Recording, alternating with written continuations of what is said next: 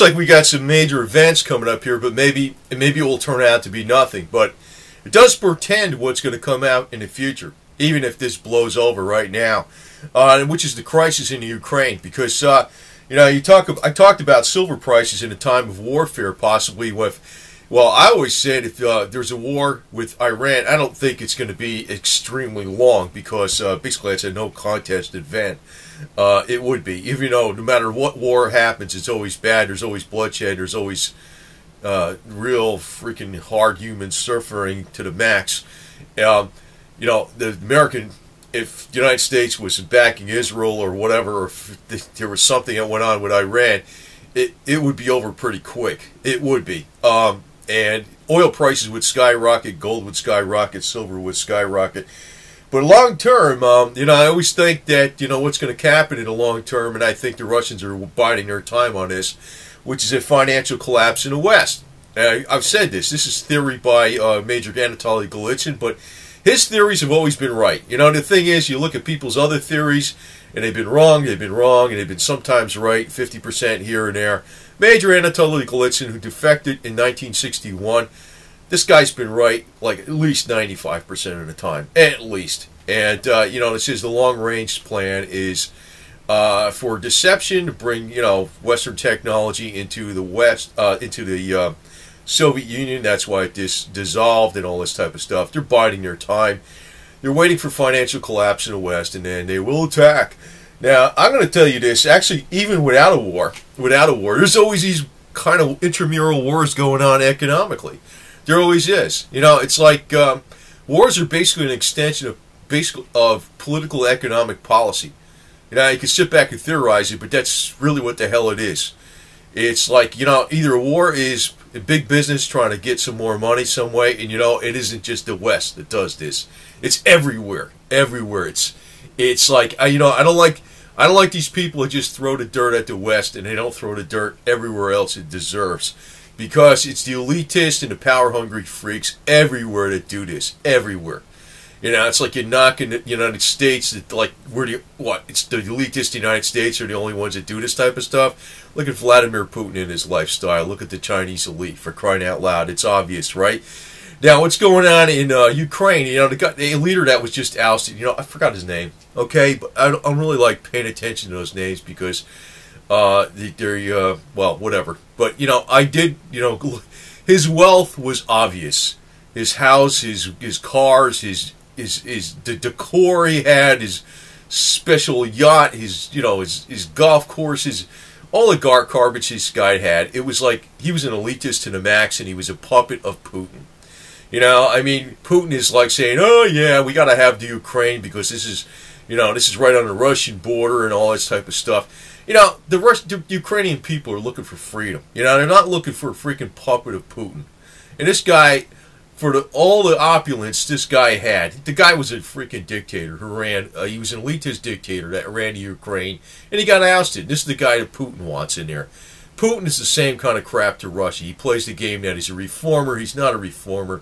It's a big freaking dog and pony act where he plays like, oh yeah, he's reforming. He's trying to go against the bad guys, and he's one of the kingpins of the freaking operation himself.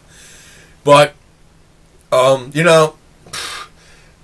almost hate to say this, but if there's going to be a war with Russia, I'd rather see it now than later, because I'd rather see it now when the U.S. is financially, I know they say there's financial problems, but if there's a freaking collapse in the markets or something like that, and there's a currency collapse, and they backed off a lot on the armed forces. In the meantime, the Russian Chinese armed forces are being built up.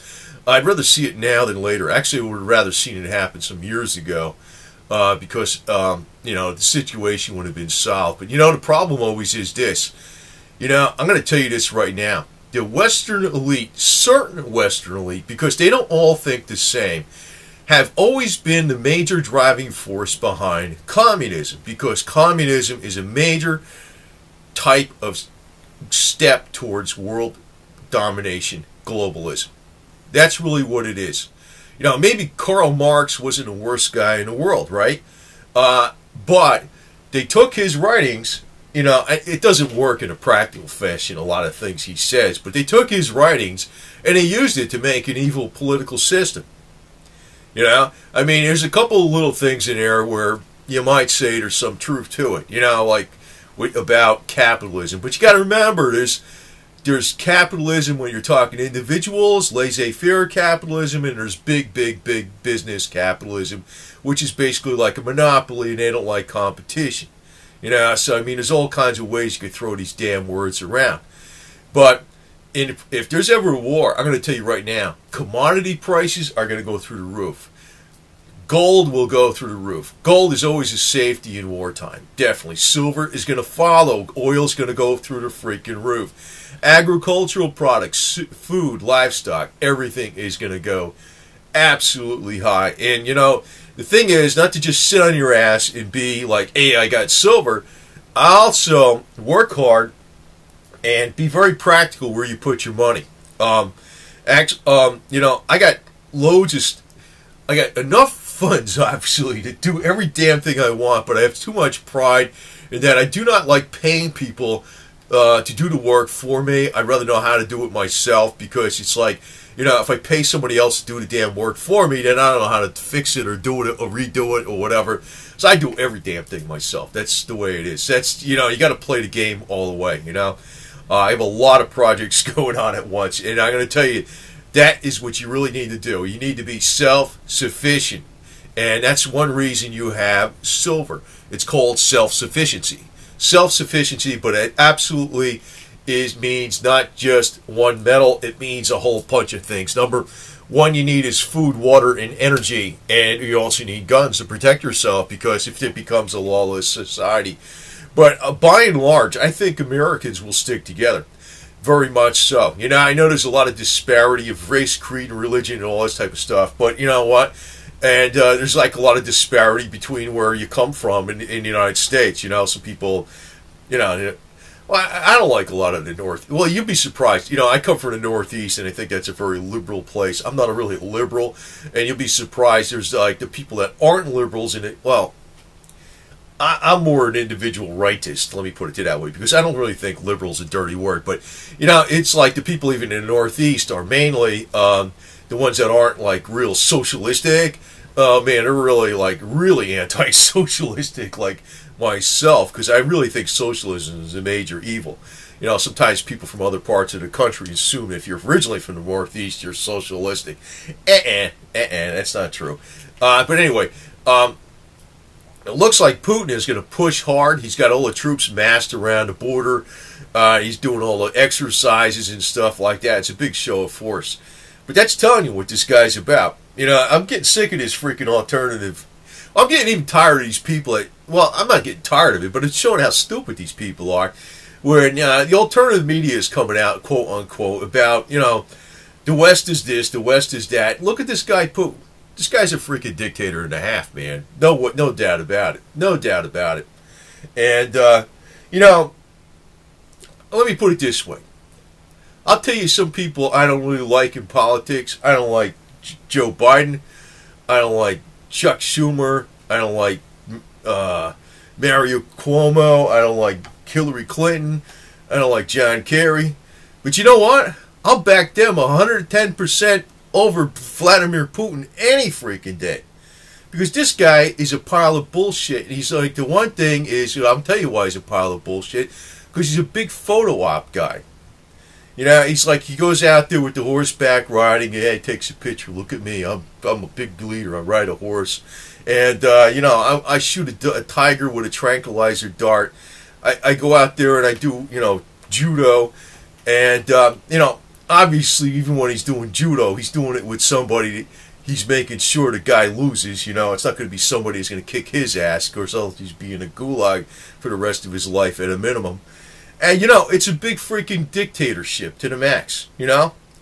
I'd stick with the leaders in my country I don't even like the most before I'd stick with Vladimir Putin. That's a fact.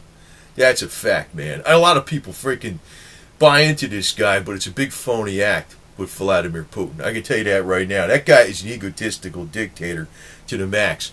One thing that I recognize with him, though, He's 110%, even though he's greedy and he wants his own stuff, he's 110% Russian patriot to the max.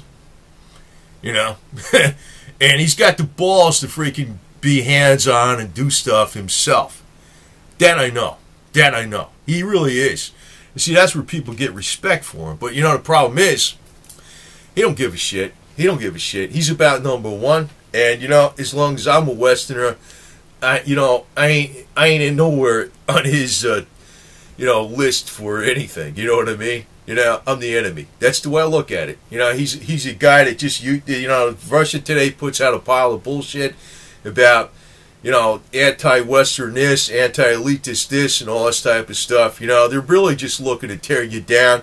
And once they tear you down, the USA will be a resource if they had their freaking way. And you guys would be a bunch of free labor. The ones that are sitting on your armchair cheering on all this Russia Today bullshit. You'd be a freaking free labor for the Russians. That's what you would be. That's exactly what you would be. But, I'm going to tell you this. Our system isn't about worshiping a freaking leader, Say, for instance, I don't like Hillary Clinton, I really think she's an evil lady, to tell you the truth. I really do. She's probably going to be the next freaking president. I don't like her at all. But, I'm going to tell you this. It's not even that I would back her, per se. But I understand that in the United States, we don't worship a freaking leader. What we do is we stick with our system and our individual rights. Damn it. That's the whole freaking point. It's like, my leader's better than your leader. What the hell are you kidding? So I don't know. I digressed a little bit on this. I'm going to get on a couple economic things here because I guess it's a little bit about finance and accounting. But, it looks like we might have some... I don't know. I don't know if this is going to be a big blowover incident with Ukraine. It may be. You never know. But the thing is, it pretends what's going to come for the future, I think, between 2017 and 2020. When we really have the financial collapse. Oh, God, man, it's not going to be cool, man. I don't think it's good. I hope I'm freaking wrong, man. But, I'm going to tell you this. Financial collapse can be averted by hard work and a positive attitude. Keep plugging that way, man. That's all I'm going to say. The other thing is, though, there's been, in the markets, too. We looked at the Dow and all the S&P was dropping like this. And all of a sudden, they start recovering. The Dow's over 16,000. It's not looking too bad. But what's interesting? The bond rates spiked over 3% on the 10-year in December 2013. Then the rates went down, and the bonds were going down. And there was a correlation between the bonds and the general equities. Now the correlation is the opposite, which makes you think that possibly the equities are going to go south, will go south, and actually, interest rates really, I don't see how they're going to keep them down. And if they keep doing QE, they're going to actually destroy the currency. They're going to actually destroy the value of the dollar. Now, the way they can actually make the demand for dollar is higher oil prices because oil is traded in dollars. But in that case, it's also going to put a lot of money into the coffers of the Russian Russia's pockets too. I really, I tell you what, I think there's a lot of various elitists out there because I personally would not be giving technology to Russia or China. Period. Forget about it. It's like they're giving them technology for, building cars like General Motors is doing now with China and stuff like that. And what's going to happen is they're going to use it for military applications, and it's going to be bad news down the road. That's really what's going to happen. I would not give any country American technology unless they had a truly democratic, free type of government. Period. That's all there is to it. And you can say we don't have a democratic type of, let's say a constitutional republic. We don't really have a democracy, right? We do. What the problem is, like I said over and over again, because I started hitting on this point, the people are too lethargic to freaking use the tools to uproot any kind of corruption we have in the United States. The people could do it overnight, easy, without going out in the street and protesting. They could just do it by, demanding investigations. They could do it by voting out people very easily. They could do it overnight. Yeah, I also want to comment a little bit about bubbles. And one thing is, a lot of people said, you buy silver now, it's like half its value still, even though it went up a little bit from the 18 low. It's 21 something right now, but it was up to 47, 48 before. So if you bought it like, over 45, you're still down over half, which is bad, right? But it's and then they criticize people as being silver pumpers and all this type of stuff. And I'm going to tell you, silver has always been a volatile commodity, big time, right? But it's going to be volatile on the way up. It's going to have a major, huge spike. But give you another example. Actually, the home building market was another area where a lot of people got screwed over big time. And I could say in the state of Florida, like the state of Florida was really, really hot on home building, like during the the real residential and commercial building boom in the early 2000s, all the way up to 2007. And the state of Florida was like basically probably the strongest area in the country for that. And you know what? Now the state of Florida has like some of the biggest areas for highest rates of foreclosures per capita all over the state, whether it's down to Tampa, north central Florida, Orlando area. It doesn't matter. They got foreclosures like crazy. Now, I'll never have to worry about that because I've never had a mortgage payment or anything like that in years. I never had any kind of payment in many years. I've been debt free for 17 years. And but I'm smart enough to know, like, a lot of people actually even had the funds to be debt free. What they did was they opted for the highfalutin lifestyle, and they got caught in a trap. Big egos, right? Big egos. I can afford that. Oh, look at me. Look what I have. I'm special.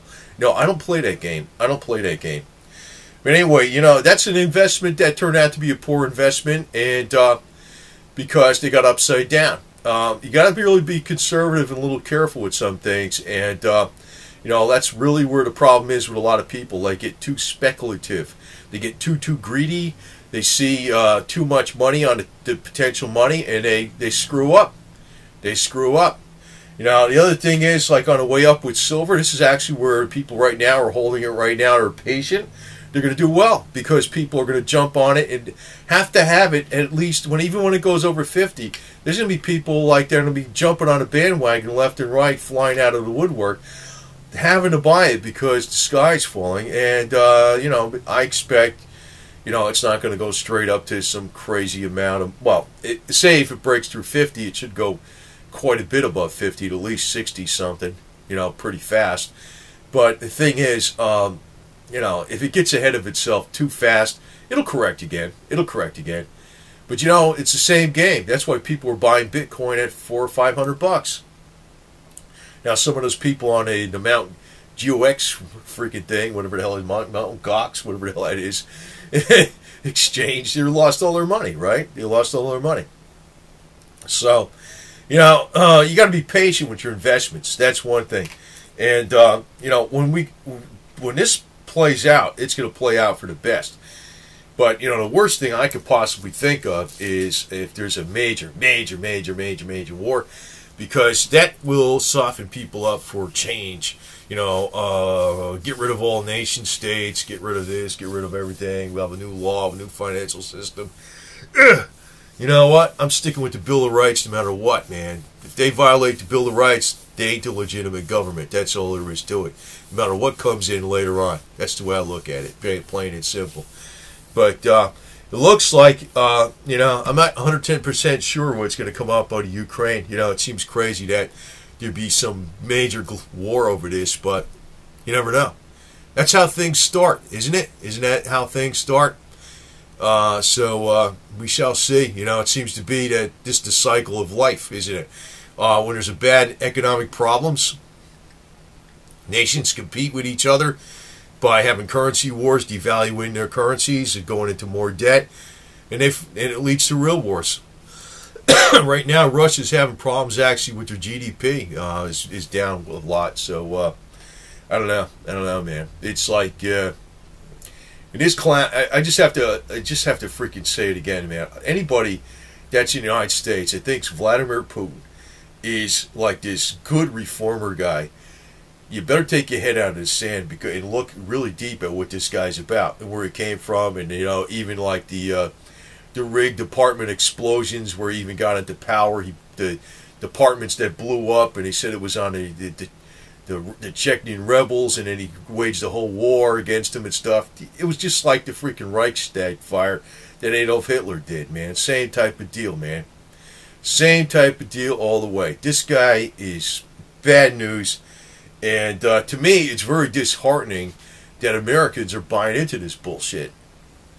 And there's a load of these freaking alternative media clowns out there. They only throw dirt at the Western elite, and they don't bring up a damn thing on Vladimir Putin at all. Never. Never. I can't call them alternative media. They're one-sided. They're one-sided all the way. They're one-sided all the way. I want to tell you right now, we got a lot of people throughout the world got a lot of problems with all these freaking elitists. And I tell you what, that guy in Ukraine that got thrown out of power, he was an elitist to the max and a puppet of Putin. So whatever happens there, I don't know what's going to happen, to tell you the truth, and nobody knows. But it looks like Putin's pissed off, and I'm like, good, you're pissed off. So what? I don't give a shit. The thing is, if they I don't know. If I was president, I'd be like telling them, screw you. I would. I don't know what this... That's one thing that's bad about having Obama in office, man. Holy shit. That guy is a wimp, man. I don't like that guy. I don't like that guy at all. The problem is, we got a guy in our office who wasn't born in the United States. That's another thing. I don't know where his loyalty is to. Who the hell knows?